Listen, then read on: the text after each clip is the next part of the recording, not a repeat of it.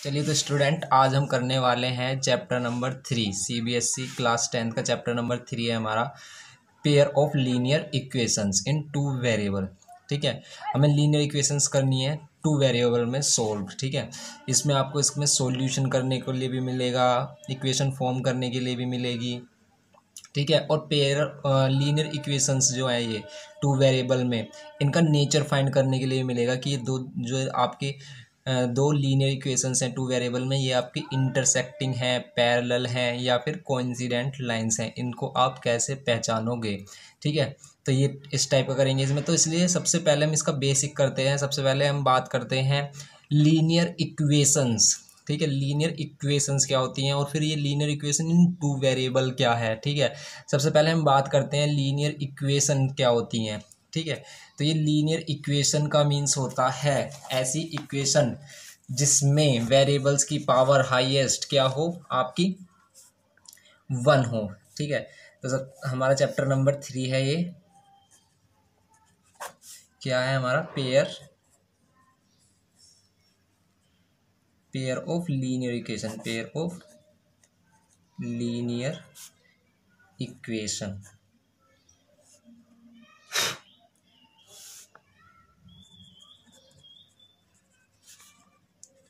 इन two variable.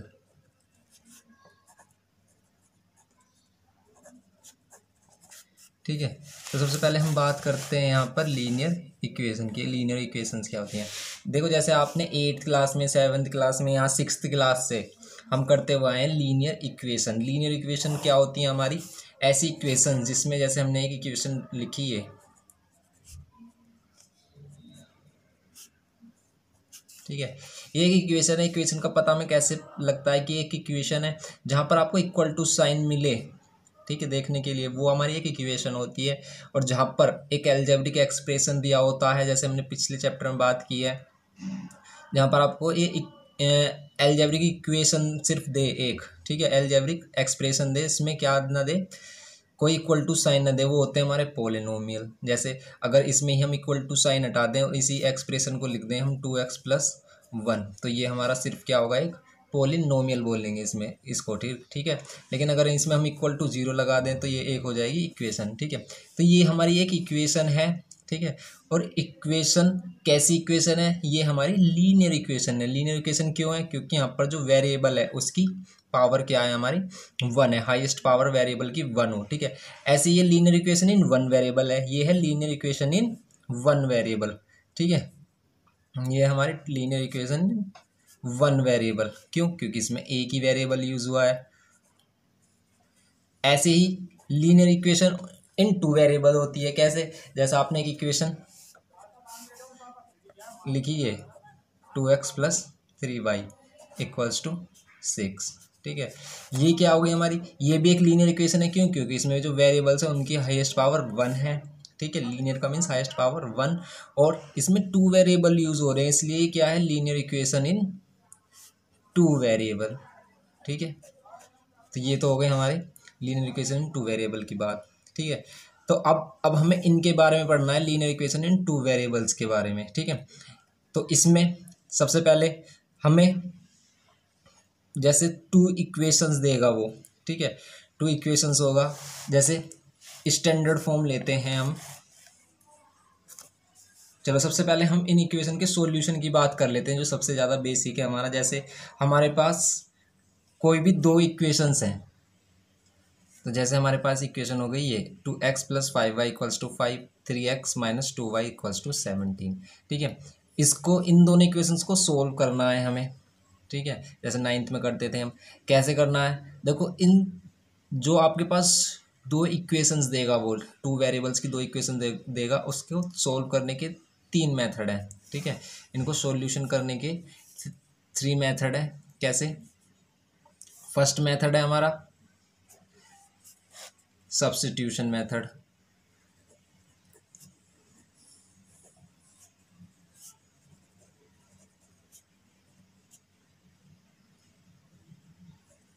ठीक है, second है हमारा एलिमिनेशन।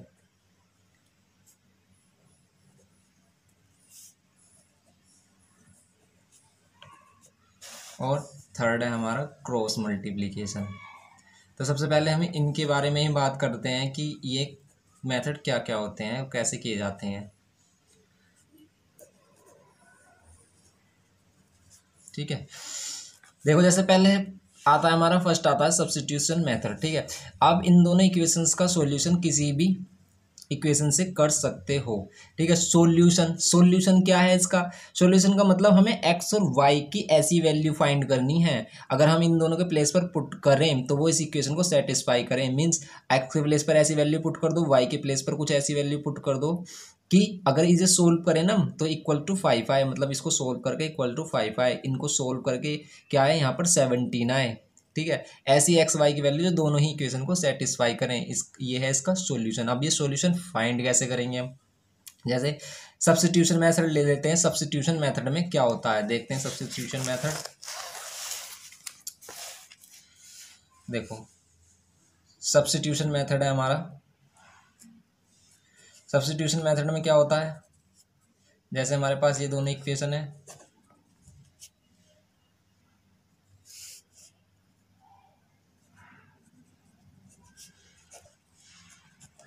ठीक है। सब्स्टिट्यूशन मेथड में क्या होता है, देखो सबसे पहले क्या होता है सब्स्टिट्यूशन मेथड में, इन दोनों में से किसी एक इक्वेशन को ले लो। जैसे हमने ली इक्वेशन फर्स्ट, आप किसी को भी ले सकते हो, फर्स्ट या सेकंड।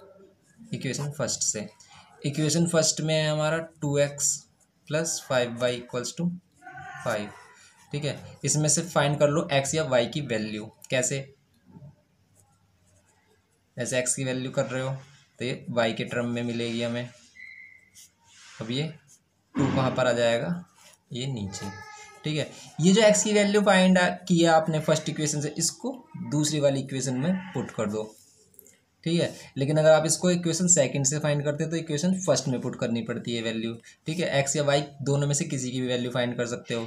तो अब आप करोगे putting the value of x in equation second, second में पुट कर देनी है अब आपको। सेकंड में पुट करेंगे, देखो सेकंड इक्वेशन है हमारी 3x माइनस 2y इक्वल्स टू 17। एक्स के प्लेस पर एक्स की वैल्यू पुट करो जो हमने अभी फाइंड की है। ठीक है, बहुत ही सिंपल मेथड है, आप इजीली कर सकते हो इसको। ठीक है, अब क्या करें, अब सबसे पहले देखो इसको इसके साथ मल्टीप्लाई करना पड़ेगा हमें। 3 5 जा 15, 3 5 जा 15 y divided by 2 minus 2y equals to 17। अब क्या कर सकते हैं, अब करेंगे इसके साथ एलसीएम, इसका इन दोनों का लेंगे एलसीएम। तो ये तो एज इट इज़ रहेगा क्योंकि इसके नीचे भी 2 है, और यहाँ पर हो जाएगी 4 की मल्टीप्लाई। 2 2 से 4 हो जाएगा ये, क्यों? क्योंकि 1 2 को 2 टाइम्स में डिवाइड करता है, ये एलसीएम के रूल हैं आपको। अगर नहीं पता तो आप कमेंट में हमें बता सकते हो। ठीक है, या फिर व्हाट्सएप नंबर को कांटेक्ट कर सकते हो। तो यहाँ पर अब देखो वाई वैल्यू जो होंगी हमारी, उनको एक दोनों को एक साथ करेंगे। जैसे माइनस और माइनस होगा प्लस, लेकिन साइन माइनस का होगा क्योंकि माइनस का 15 ग्रेटर है, तो हो जाएगा 19। 15 प्लस 4 19y। ये 2 आप इधर लेके आ सकते हो, 2 को इधर मल्टीप्लाई कर लो, इधर 34 हो गया, 17 2 जा। अब y की वैल्यू देखो, सिर्फ y रह जाता है अब आपका। ठीक है, सिर्फ y रह जाता है, तो अब आप y को फाइंड कर लेंगे कैसे? या तो आप 15 को इधर लेके आ जाओ, जैसे माइनस 19 को इधर ही रहने दो, 15 को इधर लेके आओगे तो माइनस का 15 माइनस का 19y, माइनस करोगे आप इसको तो कितना मिलेगा? ठीक है, यहाँ मिलेगा कितना आपका 19। y इक्वल्स टू क्या हो जाएगा 19 डिवाइड बाई माइनस 19, 19 से 19 कैंसिल हो गया -1। ठीक है, तो y की वैल्यू आ गई आपकी -1। ठीक है, अब आपको x की वैल्यू फाइंड करनी है। x की वैल्यू फाइंड करने के लिए आप क्या कर सकते हो, इस -1 को इन दोनों में से किसी भी इक्वेशन में पुट कर सकते हो, या फिर यहाँ पर भी पुट कर सकते हो। ठीक है, यहाँ से भी ये फाइंड हो सकता है। यहाँ पर y की वैल्यू माइनस पुट कर दो, x की वैल्यू फाइंड हो जाएगी। क्यों? क्योंकि ये भी तो इक्वेशन नंबर फर्स्ट ही है। ठीक है, तो आप कर लो x की वैल्यू फाइंड। तो हम लिख लेते हैं फ्रॉम इक्वेशन फर्स्ट। आप फर्स्ट सेकंड किसी में पुट कर सकते हो। अब जैसे फर्स्ट इक्वेशन है हमारे पास 2x plus 5y, first equation है ये 2x plus 5y equals to 5। X y की वैल्यू अभी फाइंड की हमने -1, -1 पुट करोगे तो -5 equals to 5, 2x is equals to 5 + 5, तो 2x इक्वल्स टू 10 और x की वैल्यू 5 हो गई। तो x की वैल्यू हमारी 5 मिल रही है और y की वैल्यू -1। ठीक है, अब आप इनको चेक भी कर सकते हो कि ये वैल्यू हमारी सही है या नहीं है। कैसे? आप इन दोनों वैल्यूज़ को इन दोनों इक्वेशंस में सेटिस्फाई करा के देख सकते हो, फर्स्ट और सेकंड में। कैसे? एक्स के प्लेस पर जो एक्स की वैल्यू आपने फाइंड की है वो पुट करनी है और वाई के प्लेस पर जो हमने वाई की वैल्यू हमारी आई है वो पुट करनी है और देखना है कि LHS और RHS इक्वल आ रहा है नहीं। जैसे हमारे पास फर्स्ट इक्वेशन है, फर्स्ट इक्वेशन को सेटिस्फाई कराना है हमें। तो देखो, क्वेश्चन तो आपका यहीं पर ही फिनिश हो जाता है। ये अगर आपको सिर्फ सॉल्यूशन बोल रहा है, ये हम चेक करने के लिए देख रहे हैं कि हमारा आंसर सही आया नहीं। ठीक है, जैसे हमारे पास फर्स्ट इक्वेशन है, ये एक्स की वैल्यू आई है हमारी 5, वाई की वैल्यू -1। क्या LHS और RHS इसमें इक्वल आ रहा है? तो इसमें देखेंगे LHS और RHS इक्वल आ रहा है। सेकेंड इक्वेशन है हमारे पास, 3x - 2y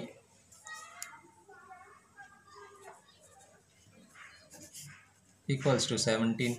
एक्स के प्लेस पर 5, वाई के प्लेस पर -1, क्या है इक्वल आ रहा है? माइनस और माइनस प्लस का 2 हो जाएगा, तो ये 17 इक्वल्स टू 70।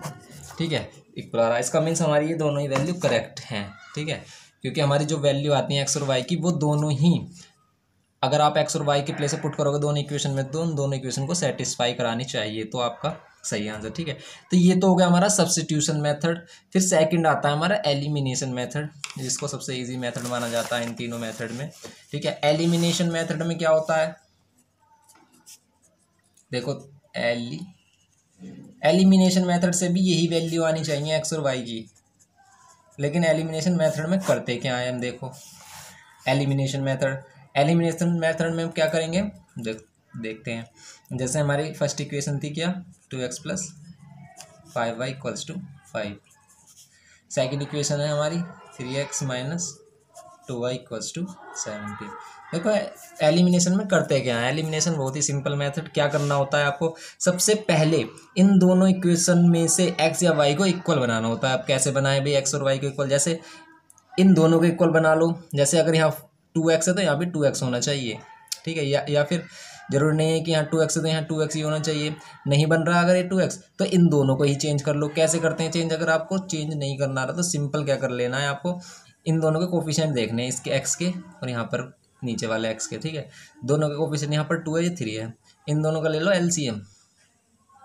ठीक है, इन दोनों को ले लो LCM क्या आएगा इन दोनों का? 2 और 3 का 6। तो आप क्या करो, इन दोनों को ही 6 बना दो, इसको भी 6x बना दो, इसको भी 6x। कैसे? इसमें 3 की मल्टीप्लाई कर दोगे तो 6x हो जाएगा, इसमें 2 की मल्टीप्लाई कर दोगे तो 6x हो जाएगा। ठीक है, और वो जो मल्टीप्लाई करनी है वो पूरी इक्वेशन में ही करनी है आपको। ठीक है, जैसे आप क्या करेंगे, multiply by 2 in equation first. ठीक है, फर्स्ट में हमने 3 से मल्टीप्लाई किया, 3 से करेंगे ना तभी तो 6 होगा ये। तो क्या हो जाएगा, 3 × 2 = 6x। या फिर आपको कंप्लीट करके दिखाते हैं। देखो, इधर भी मल्टीप्लाई करनी पड़ेगी आपको 2 की और इधर भी, जिससे क्या होगा, इक्वेशन डिस्टर्ब नहीं होगी, ये इक्वेशन वही रहेगी। ठीक है, ये हो गया। अरे फिर मिस्टेक हो रही है, 3 × 2 = 6 होगा ना, 6 बनाना है हमें। 3 × 2 = 6, 3 × 5 = 15। ठीक है, और ये 3 × 5 = 15। अब इसे डाल दो इक्वेशन नंबर 3। अब क्या करो, यहाँ पर कर दो 2 की मल्टीप्लाई, इक्वेशन नंबर 2 में 2 की मल्टीप्लाई। ये आपको लिखना होता है, लैंग्वेज को लिखना होता है multiplying by 2 in equation second में करोगे 2 की मल्टीप्लाई, तो क्या हो जाएगा ये देखते हैं। 3 × 2 = 6x - 2 × 2 = 4y = 17 × 2 = 34।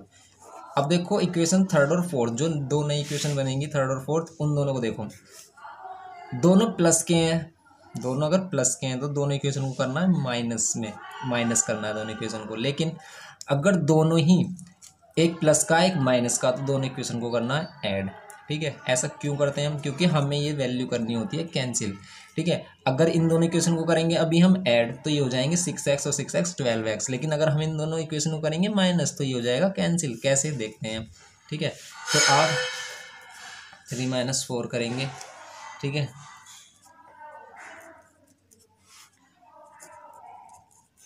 ये और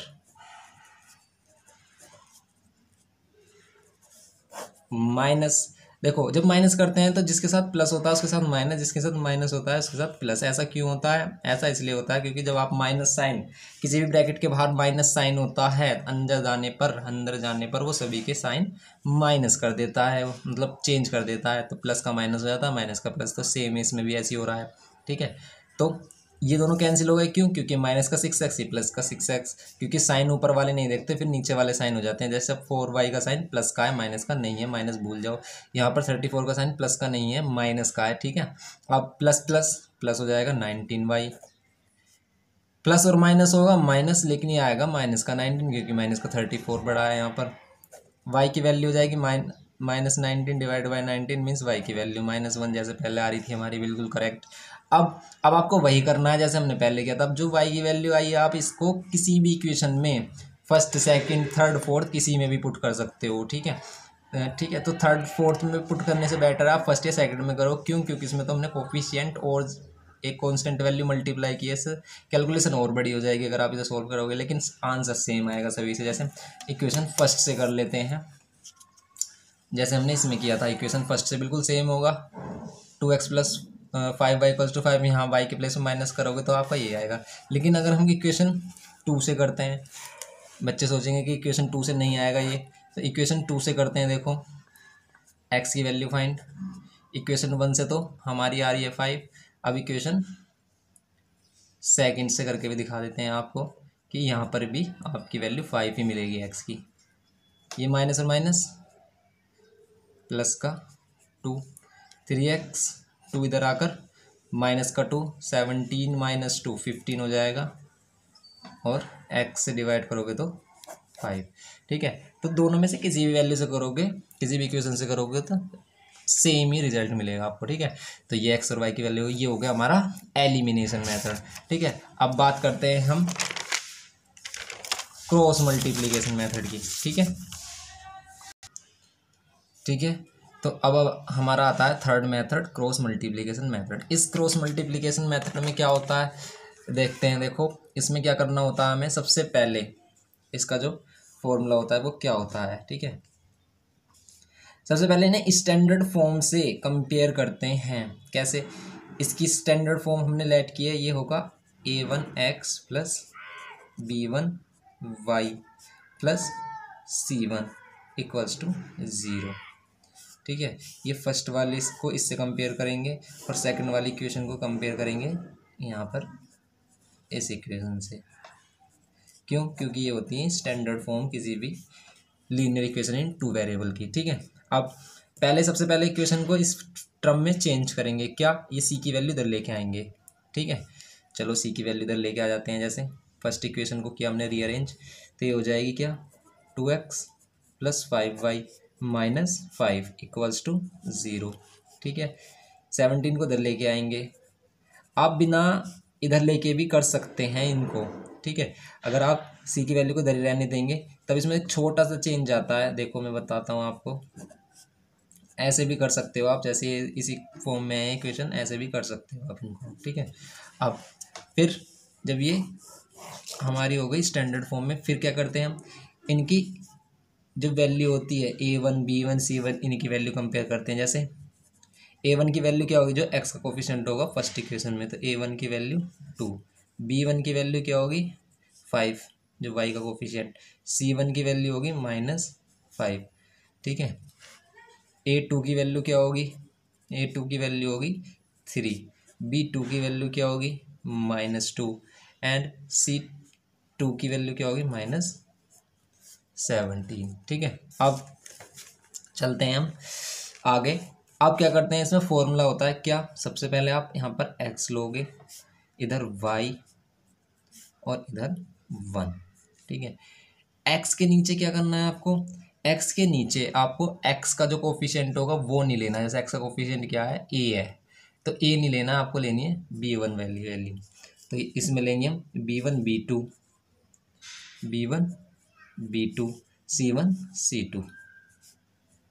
फिर जैसे ये C1 C2 यहाँ पर फिनिश होता है, इसको दोबारा से यहाँ पर स्टार्ट करना है C1 C2। ठीक है, C1 C2। वाई के नीचे वाई वाला कोफिशिएंट नहीं होगा, देखो वाई का कोफिशिएंट होते हैं बी वाला, तो बी वाला नहीं आएगा, इसके नीचे आएगा A1 A1 A2। One, one का मतलब वन को ऐसा समझो ये सी है, तो सी के नीचे सी वाले कोफिशिएंट नहीं आएंगे, ये आएंगे A1 और B1 वाले। तो जहाँ पर आप फिनिश करते हो वहाँ उसको दोबारा से लिखते हैं A1 A2 और B1 B2। ठीक है, यहाँ पर हो जाएगा हमारा B1 B2।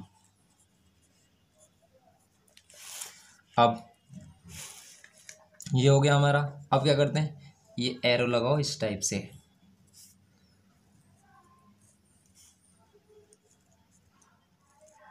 ठीक है, ऊपर की तरफ मुंह होने चाहिए एरो के। अब इस एरो को देखो पहले, तो एक्स के नीचे आएगा हमारा B1 C2 B1 C2, बीच में लगाते हैं minus B2 C1 B2 C1 equals to, फिर y के नीचे C1 A2 minus C2 A1। ठीक है, equals to 1 A1 B2 minus A2 B1। ठीक है, ये हो जाएगा हमारा। अब यहाँ पर जो कोफिशिएंट्स है उनकी वैल्यू पुट कर देनी है आपको। ठीक है, वैल्यू पुट करेंगे हम यहाँ पर, वैल्यू पुट करते हैं B1 की। B1 की वैल्यू क्या होगी यहाँ पर, B1 की वैल्यू है 5, C2 की वैल्यू -17, माइनस B2 की वैल्यू -2। बस ये वैल्यू थोड़ा सा पुट करते हैं हम ध्यान से। ठीक है, ये y आ गया यहाँ पर, C1 की वैल्यू -5। ठीक है, प्लस माइनस का ध्यान रखना है। A2 की वैल्यू 3, इसमें यहाँ पर बहुत ज़्यादा मिस्टेक होती है वैल्यू पुट करने में। C2 की वैल्यू -17, A1 की वैल्यू 2 इक्वल्स टू 1, डिवाइड में A1 की वैल्यू 2, B2 की वैल्यू -2, A2 की वैल्यू 3, B1 की वैल्यू 5। ठीक है, ये वैल्यू पुट कर देनी है। अब इनको सोल्व करना है आपको। x डिवाइड में इनको मल्टीप्लाई करोगे, 17 5 जा कितने होते हैं 85, माइनस का 85 हो जाएगा, तो ये माइनस माइनस प्लस होगा, प्लस माइनस यहाँ पर माइनस ही रहेगा, और 2 5 जा 10 इक्वल्स टू y डिवाइड में माइनस का 15 हो जाएगा, क्योंकि माइनस का 5 है, प्लस का 3, ये माइनस माइनस हो जाएगा प्लस, और 17 2 जा 34 इक्वल्स टू 1 डिवाइड में आएगा 2 और 2 जा 4, माइनस का 4 माइनस 3 5 जा 15। अब इनको थोड़ा सा और सोल्व कर लेंगे हम।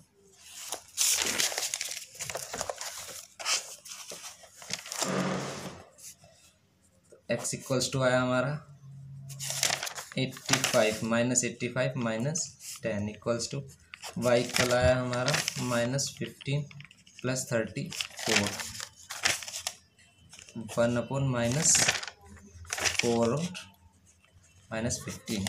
ठीक है, तो ये हो गया हमारा। अब इसको सोल्व करेंगे तो ये माइनस माइनस का 95 इक्वल्स टू y/, ये 19 हो जाएगा, प्लस का इक्वल्स टू 1/- 19। ठीक है, अब क्या करना है आपको, x और y की वैल्यू फाइंड करने के लिए इन दोनों को इक्वल रख लेना है, और इन दोनों को। ठीक है, कैसे, x/- 95 इक्वल्स टू 1/- 19। x की वैल्यू फाइंड करने के लिए इस 95 को इधर लेके आओगे, माइनस से माइनस कैंसिल, 19 5 सा कितने होते हैं 95, तो x की वैल्यू 5 आ गई। y/19 इक्वल्स टू होता है 1/- 19 इधर आ जाएगा, तो 19 डिवाइड में -19, तो ये y की वैल्यू -1। ठीक है, तो इस टाइप से होता है हमारा क्रॉस मल्टीप्लिकेशन मेथड। ठीक है, अब चलते हैं हम एक और एग्जाम्पल की तरफ। ठीक है, देखो अब हमारे पास ये एग्जाम्पल है, इसको सॉल्व करना है आपको। ठीक है, कोई भी मेथड यूज़ कर सकते हो।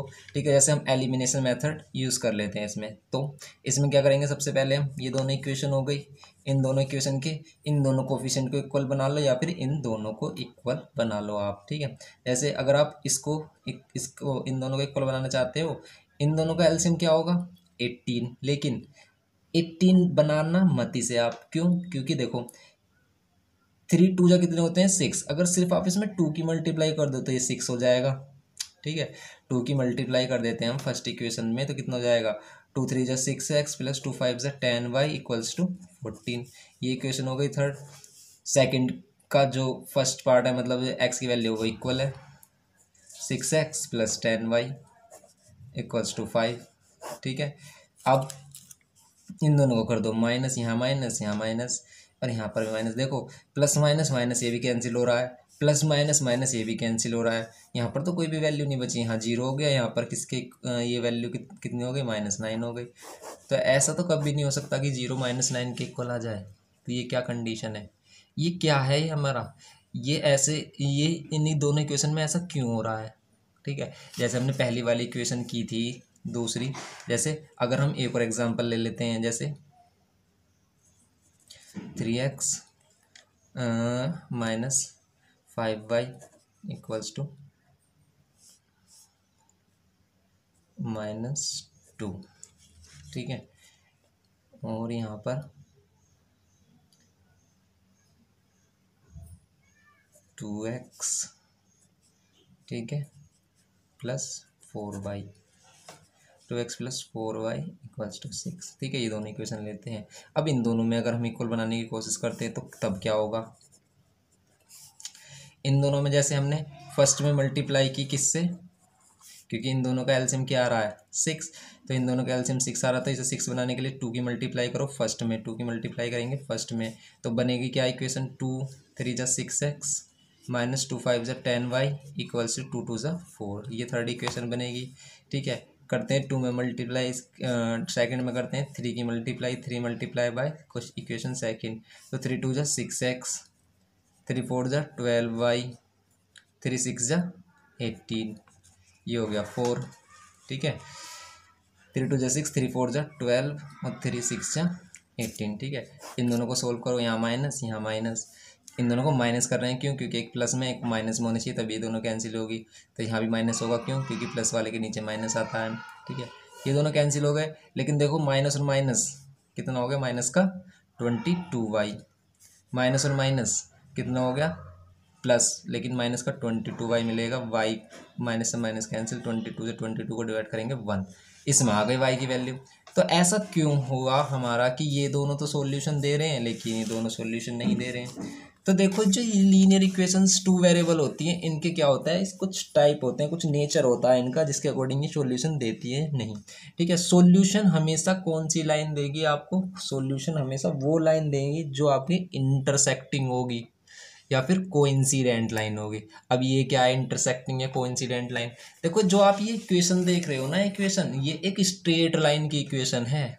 ठीक है, स्ट्रेट लाइन की मीन्स अगर आप इसे ग्राफ पर ड्रॉ करोगे ना तो ये एक स्ट्रेट लाइन बनेगी। ठीक है, ऐसा नहीं है कि कोई कर्व बनेगा या फिर जिगजैग लाइन बनेगी। ठीक है, अगर आप इस इक्वेशन को ले लेते हो, जैसे ये है 3x plus 5y equals to 7, अगर आप इसको ग्राफ पेपर पर ड्रॉ करते हो तो ये एक स्ट्रेट लाइन देगी, कहीं पर भी दे, ऐसे दे, ऐसे दे, ऐसे दे, ऐसे दे, लेकिन एक स्ट्रेट लाइन बनेगी। ऐसे नहीं कि इसके कुछ पॉइंट ऐसे जाएंगे। ठीक है, ऐसे नहीं है कि कुछ कर्व बन जाएगा। ठीक है, ये एक स्ट्रेट लाइन की इक्वेशन होती है, स्टैंडर्ड फॉर्म स्ट्रेट लाइन की होती है ax plus by plus c equals to 0। ठीक है, तो ये सभी स्ट्रेट लाइन होती हैं और ये तब सॉल्यूशन देती हैं अगर ये क्या है, दोनों लाइनें इंटरसेक्टिंग है। जैसे एक लाइन की इक्वेशन ये हो गई, एक लाइन की इक्वेशन जो हमने दूसरी लिखी है ये वाली हो गई 6x plus 10y equals to 5। तो ये दोनों लाइन की इक्वेशन कब सॉल्यूशन नहीं देती हैं, जब ये क्या होती हैं, पैरेलल लाइन। ये लाइन कुछ ऐसे ड्रॉ हो रही होंगी ग्राफ पर, इसलिए क्या है ये सॉल्यूशन नहीं दे पा रही है। ठीक है, तो सबसे पहले हमें इनका नेचर फाइंड करना आना चाहिए कि दो लाइनें कैसे हम बता सकते हैं कि देखकर उनको कि वो कैसी लाइन होंगी, इंटरसेक्टिंग होंगी, ठीक है, कोइंसिडेंट होंगी या फिर पैरेलल होंगी। ठीक है, तो अगर पैरेलल लाइन होंगी सॉल्यूशन नहीं देंगी, लेकिन अगर ये दोनों लाइन इंटरसेक्टिंग हो, कैसे, किस टाइप से, जैसे एक लाइन ऐसे ड्रॉ हो रही हो, एक लाइन ऐसे ड्रॉ हो रही हो, तो जो इनका इंटरसेक्टिंग पॉइंट होता है यही एक्स और वाई की वैल्यू होती है, ये जो हम फाइंड करते हैं। ठीक है, या फिर वो कोइंसिडेंट लाइन होगी। कोइंसिडेंट लाइन का मीन्स है कि वो एक ही लाइन है, एक ही लाइन है। जैसे हमने एक लाइन ये लिखी, इसमें कुछ कोफिशिएंट मल्टीप्लाई कर दिया, जैसे 2 मल्टीप्लाई कर दिया तो ये एक हो गई 6x + 10y = 14। ये दोनों तुम्हें अलग अलग इक्वेशन दिख रही हैं, लेकिन असल में है ये एक ही इक्वेशन। क्यों? क्योंकि इसमें सिर्फ एक कोफिशिएंट ही तो मल्टीप्लाई है, कांस्टेंट वैल्यू मल्टीप्लाई की है, जिसको हम कभी भी कॉमन लेकर कैंसिल कर सकते हैं। जैसे इसमें से हमने क्या लिया कॉमन, 2 कॉमन लिया तो ये 3x + 5y रह गया। इसमें से इसे 7 × 2 लिख सकते हैं, 2 से 2 कैंसिल हो जाएगा, ये वही इक्वेशन आ गया आपके रियल। तो या तो वो कोइंसिडेंट लाइन होगी अगर वो एक सॉल्यूशन देगी, या फिर वो इंटरसेक्टिंग लाइन होगी तब भी सॉल्यूशन मिलेगा।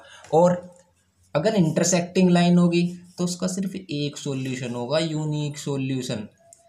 ठीक है,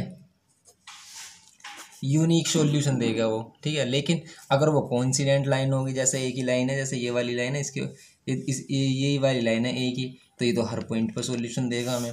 तो ऐसी लाइन हमें हर पॉइंट पर सॉल्यूशन देगी, हर पॉइंट उनका एक सॉल्यूशन होगा। मीन्स एक्स और वाई की वैल्यू आप कुछ भी ले लो, हमेशा उसका सॉल्यूशन मिलेगा। जैसे हम इसमें एग्जांपल लेकर देख सकते हैं, जैसे हमारे पास ये दोनों इक्वेशन हो गई, एक्स के प्लेस और वाई के प्लेस पर आप कुछ भी लेट कर लो।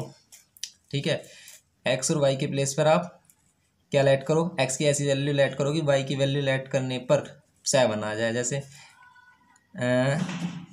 ये है, एक वैल्यू लेट कर लो इसमें से, जैसे हमने एक्स के प्लेस पर लेट किया 1, तो वाई की वैल्यू कितनी आएगी, 3 इधर माइनस हो जाएगा, 4, वाई की वैल्यू 4 - 5 नहीं, वाई की वैल्यू 4/5। ठीक है, तो x की वैल्यू 1 पर y की वैल्यू क्या मिल रही है हमें, 4/5 मिल रही है। आप इस वैल्यू को यहाँ पर पुट करके देख लो, आपका आंसर बिल्कुल सेम आएगा। जैसे x की वैल्यू 1 और y की वैल्यू 4/5। ठीक है, थोड़ा ध्यान से देखोगे ना इस वीडियो को, तो आपको जो मैं बारीकी बता रहा हूँ वो सभी बातें पता चल जाएंगी और कभी भी आप इसमें कंफ्यूज नहीं होगे। ठीक है, लेकिन अगर आप सोच रहे हो कि सिर्फ हमें तो सॉल्यूशन करना है, सॉल्यूशन से मतलब है हमें आंसर एक्सरसाइज करनी है, तो आप एक्सरसाइज भी कर सकते हो, मैं वो क्वेश्चन भी आपको कराऊंगा। ठीक है, लेकिन अगर आप इसका डीप कॉन्सेप्ट जानना चाहते हो तो इसको थोड़ा ध्यान से देखो आप। ठीक है, टाइम तो आपको लगेगा, लेकिन इसमें आपको कंप्लीट नॉलेज मिलेगी चैप्टर की। ठीक है, अब तो हम बात करते हैं इनका नेचर कैसे फाइंड करते हैं। जैसे हमारे पास पहले हम फर्स्ट इक्वेशन ले लेते हैं, एक हमारे पास ये इक्वेशन है ax + b1y + c = 0। एक इक्वेशन है a2x + b2y + c2 = 0। ठीक है, ये दोनों हमने स्टैंडर्ड फॉर्म लिए हैं दो लीनियर इक्वेशंस की। ठीक है, तो आप इंटरसेक्टिंग लाइन कब बोलोगे कि ये दोनों लाइन है इंटरसेक्टिंग लाइन है। ठीक है, तो अगर आपका क्या होगा, a1/a2 की वैल्यू नॉट इक्वल आ जाए b1/b2 के। ठीक है, फर्स्ट कंडीशन यही सेटिस्फाई हो जाए आपकी कि a1/a2 की वैल्यू नॉट इक्वल आ जाए b1/b2 के, तो ये लाइन हमेशा क्या होंगी, इंटरसेक्टिंग लाइन होंगी। ठीक है, और ये यूनिक सॉल्यूशन देगा। ठीक है, इंटरसेक्टिंग लाइन होगी और यूनिक सॉल्यूशन, यूनिक सॉल्यूशन मतलब एक ही सॉल्यूशन होगा इसका। ठीक है, फर्स्ट तो ये है। सेकंड, अगर a1/a2 की वैल्यू इक्वल हो जाएगी b1/b2 के, ऐसा भी अभी हमने दिखाया था, और ये नॉट इक्वल हो c1/c2 के, तो ये लाइन हमारी होंगी पैरेलल लाइन। पैरेलल लाइन होगी और इसका क्या होगा, नो सॉल्यूशन, एक भी सॉल्यूशन नहीं होगा, क्योंकि पैरेलल लाइन है तो कहीं भी कट नहीं करेंगी। फिर थर्ड पे आते हैं हम, अगर ये सभी वैल्यू इक्वल आ जाए, a1/a2 इक्वल हो b1/b2, मतलब इनका रेशो इक्वल हो c1/c2, जैसे अभी हमने देखा था तो ये क्या होंगी हमारी कोइंसिडेंट लाइन होंगी हमारी ये, ठीक है। और इनके क्या होंगे इनफाइनाइट मैनी सॉल्यूशन, क्योंकि हर पॉइंट उनका एक सॉल्यूशन होगा, ठीक है। तो ये होती है टाइप हमारी, तो ये 3 टाइप होती हैं, इंटरसेक्टिंग लाइन, पैरेलल लाइन या कोइंसिडेंट लाइन। तो अगर आपको 2 लाइन की इक्वेशंस दी हैं आपकी 2 वेरिएबल्स में, तो वो इन तीनों में से एक हो सकती है, और वो सॉल्यूशन कब देंगे आपके, अगर वो इंटरसेक्टिंग या फिर कोइंसिडेंट लाइन होंगी, ठीक है। इस कंडीशन में, पैरेलल लाइन की कंडीशन में, वो कोई भी सॉल्यूशन नहीं होगा, ठीक है। अब तो अब हम देखते हैं एक्सरसाइज 3.1। देखो 3.1 हमारी बहुत ही सिंपल एक्सरसाइज है। इसमें क्या कह रहा है, फर्स्ट क्वेश्चन है हमारा, Aftab tell his daughter 7 years ago I was 7 times as old as you were then, also 3 years from now I shall be 3 times as old as you will be, ठीक है। Represent this situation algebraically and graphically. इसको algebraically और graphically दोनों type से represent करना है आपको, ठीक है। तो देखो इसमें सिंपल आपको क्या करना है, सबसे पहले 2 इक्वेशंस फॉर्म करनी है हमें, ठीक है। तो सबसे पहले जो फर्स्ट कंडीशन है इसमें बोल रहा है वो,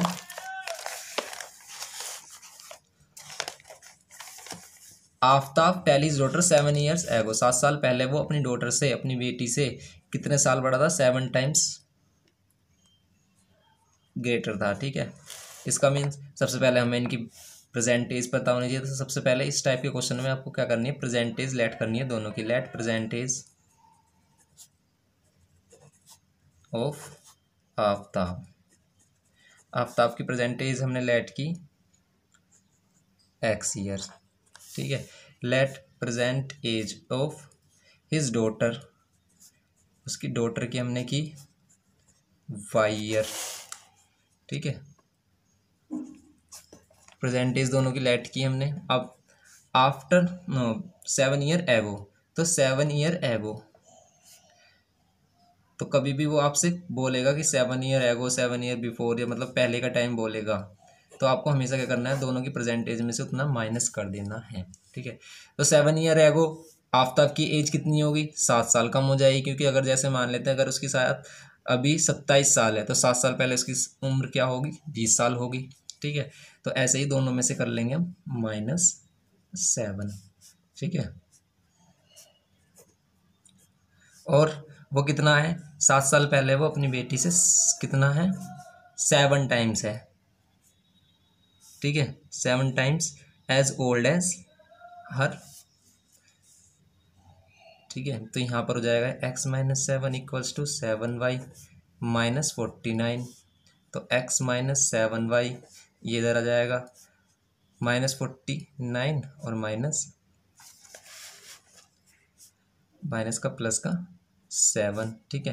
तो x-7y इक्वल्स टू क्या हो जाएगा, -42। आप इसको ऐसे भी लिख सकते हो, या फिर x-7y प्लस 42 इक्वल्स टू 0, ठीक है। ये हो गई आपकी एक फर्स्ट इक्वेशन।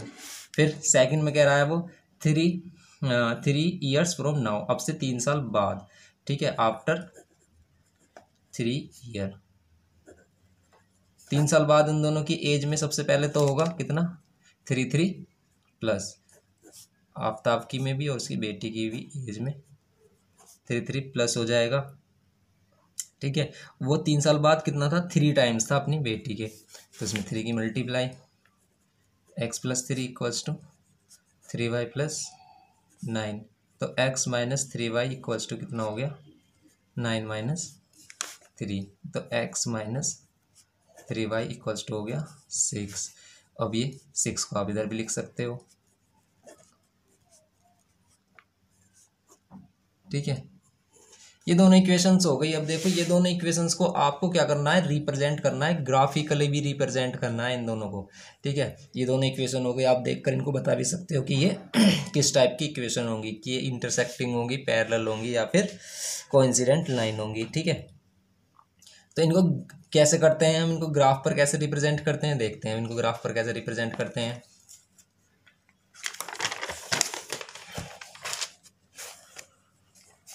क्या है हमारे पास first equation, x-7y + 42 equals to 0, ठीक है। हम बनाते हैं एक बॉक्स 8 में भी किए हैं हमने ऐसे क्वेश्चन, ठीक है। बॉक्स में आप x या y में से किसी एक की वैल्यू लेट कर लो, ठीक है, और सबसे पहले रख कर देखो zero value. Zero value put करने पर आपको y की वैल्यू क्या मिलेगी, x की वैल्यू हमने जीरो पुट की, ठीक है, x equal to zero put करने पर y की वैल्यू क्या मिलेगी।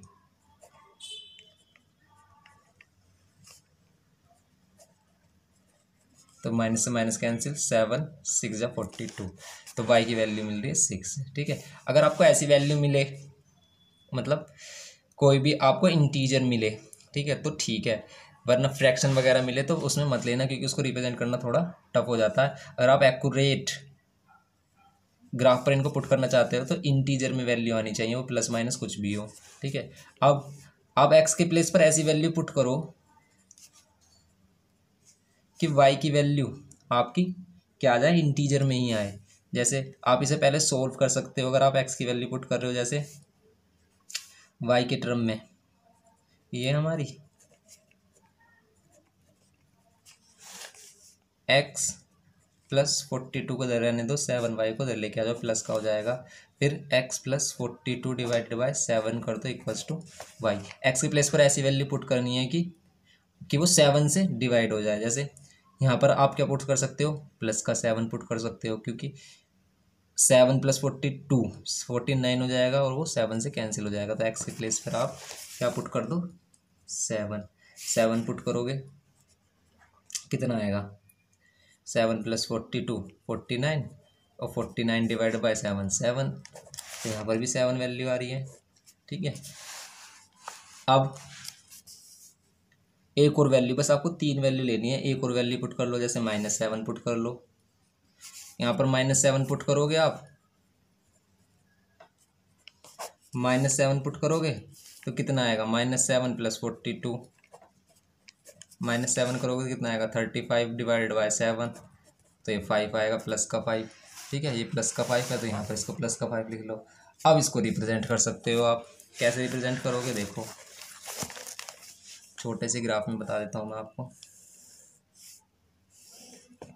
ठीक है। इसमें 1 2 3 4 5 6 7, 1 2 3 4 5 6 7, 1 2 3 4 5 6 7, क्योंकि हाईएस्ट वैल्यू हमारी 7 है तो इसलिए हमने 7 लिया है। 1 2 3 4 5 6 7, बड़ी वैल्यू हो तो इसमें यूनिट ऐड कर सकते हो आप, जैसे एक्स के प्लेस पर 0, वाई के प्लेस पर 6, एक्स 0 और वाई 6, यहाँ पर वाई 6 कहाँ पर आएगा, ये वाई की वैल्यू है,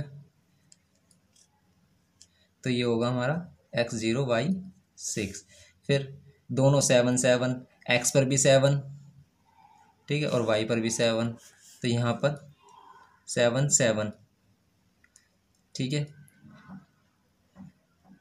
तो ये 7 7 हमारा यहाँ पर होगा कहीं,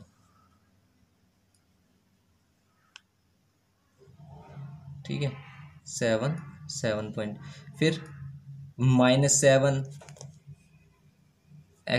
एक्स की वैल्यू -7, यहाँ -7 और 5, प्लस में 5 यहाँ पर कहीं होगी। तो ये जो इक्वेशन होगी हमारी इस टाइप से जा रही होगी, ये इस टाइप से, ये स्ट्रेट लाइन बन रही होगी यहाँ पर, ठीक है, इस टाइप से जाएगी ये ऐसे, तो ये इस टाइप से हमारी इक्वेशन बनेगी ये, ठीक है।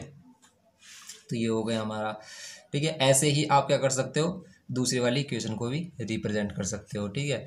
अगर आपको रिप्रेजेंट करने में प्रॉब्लम आ रही है तो हमें बता सकते हो आप, हम आपको लिए एक अलग से वीडियो बनाएंगे, ठीक है। तो अब चलते हैं सेकंड वाले क्वेश्चन में। सेकंड वाले क्वेश्चन में भी आपको क्या करना है, the coach of a cricket team buy 3 bat 6 balls for 3900, ठीक है।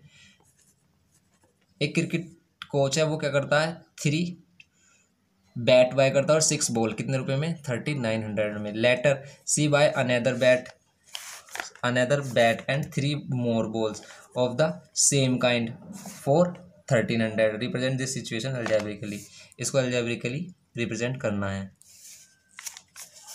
ठीक है, तो इनको कैसे करेंगे अलजेब्रिकली? सबसे पहले लेट कर लेंगे, late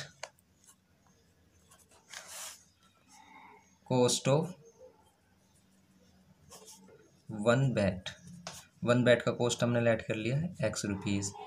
late cost of one ball equals to y rupees. ठीक है, x rupees y rupees let किया तो फर्स्ट इक्वेशन बनेगी थ्री बैट को एक बैट के कॉस्ट से मल्टीप्लाई किया प्लस 6 बॉल को एक बॉल के कॉस्ट से मल्टीप्लाई किया तो टोटल कॉस्ट आ गई। ठीक है, एक इक्वेशन ये होगा, इसमें से 3 कॉमन लेंगे हम। 3 कॉमन लेते हो तो आपको ये मिलेगा, 3 से कैंसिल कर दोगे तो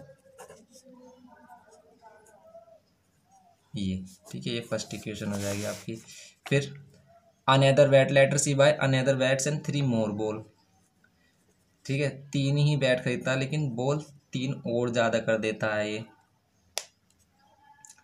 ठीक है, एक बैट खरीदता है, अनदर बैट सिर्फ एक बैट और 3 मोर बॉल्स। ठीक है, 3 मोर बॉल्स मीन्स पहले 6 खरीद रहा था, अब 9 बॉल्स खरीद रहा है वो। कितने रुपए में? 1300 में। ठीक है, तो 3 मोर बॉल्स, यहाँ पर 3 बॉल्स ही हैं ये। ठीक है, तो ये हो गया हमारा x plus 3y equals to 1300। ठीक है, पहले से 3 ज़्यादा बॉल नहीं खरीदा, सिर्फ 3 बॉल, 3 मोर बॉल कह रहा है ये। ठीक है, तो ये हो गया हमारा सेकंड इक्वेशन। इनको रिप्रेजेंट कर सकते हो आप, ठीक है, नंबर लाइन पर। फिर क्वेश्चन नंबर 3 की तरफ चलते हैं हम। इसमें कह रहा है the cost of 2 apples and 1 kg of grapes on a day found to be 160।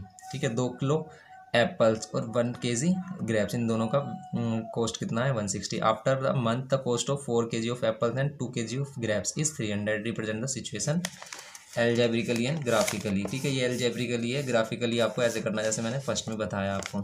ठीक है, तो लेट कर लो, लेट कॉस्ट ऑफ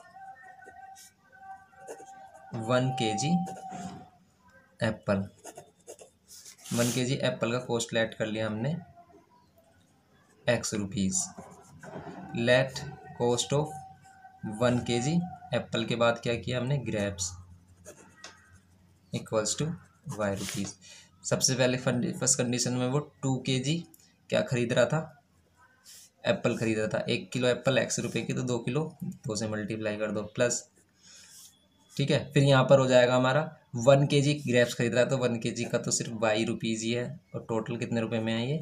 160 रुपीज़ में। तो फर्स्ट इक्वेशन ये हो गई हमारी। सेकंड में कह रहा है 4 kg apples and 2 kg grapes, ये 300 में। ठीक है, ऐसी तो निकलेगी टोटल कॉस्ट। क्यों? 1 किलो मान लो 10 रुपये के हैं एप्पल, तो 4 किलो कितने हो जाएंगे? 40 रुपये के। अगर आप 50 के हैं तो 4 किलो कितने हो जाएंगे? 200 रुपये के। ठीक है, तो इसी टाइप से इन दोनों का टोटल कॉस्ट हमने फाइंड किया। ये इक्वेशन हो गई। जैसे इसमें से 2 कॉमन भी ले सकते हैं हम। 2 कॉमन लेंगे तो यहाँ पर 2x, यहाँ पर y रह जाएगा, 2 जब डिवाइड होगा तो 150। ठीक है, इस इक्वेशन को आप 2 ले सकते हो। क्यों? क्योंकि ये सिंप्लीफाई हो गई, इसको सोल्व करोगे तो थोड़ा ज़्यादा टफ हो जाएगा। और तो ये हो गया हमारी एक्सरसाइज 3.1।